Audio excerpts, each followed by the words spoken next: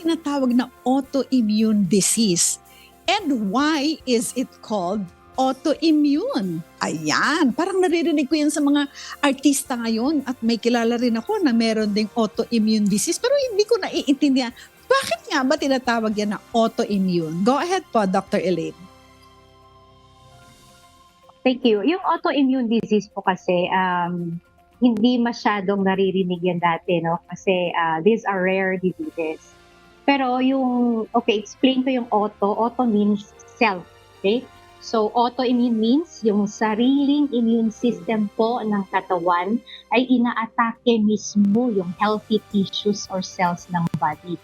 Kasi generally, yung katawan po natin, we have soldiers or superheroes na supposedly nagde-defend po sa atin. No? Sila yung mga frontliners natin pag merong mga germs, yung mga bacteria, viruses, or even stress. So sila yung frontliners.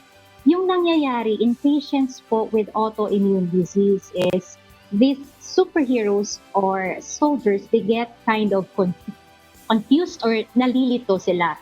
So hindi nila alam kung sino yung aatakihin, yung kalaban ba o yung healthy tissues. So they do not know the difference.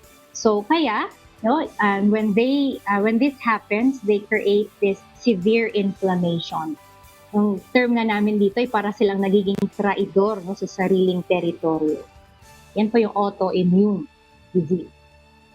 Parang Miss Annie, that is so sad, di ba? Parang, kasi, dapat kayo ang magkakakampi, pero ito, nilalabanan ng healthy cells, yung ibang cells sa katawan. Yes, Miss Annie, ano yung sinasabi mo?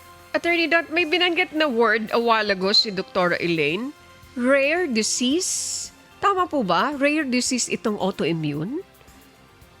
Dr. Elaine? Yes po, ganun po siya ka-rare na around more than 100 lang po yung klase ng autoimmune disease worldwide.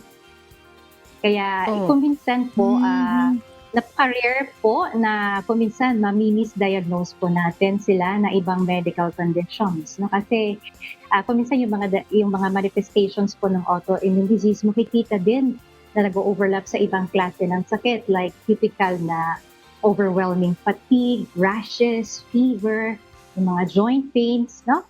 So, kuminsan when the patient comes in sa for check-up, mapagkakamalan na na sobrang arte dahil sobrang pagod, no?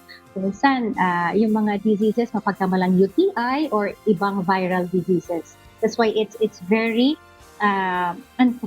uncommon and sometimes delayed po talaga yung diagnosis nito.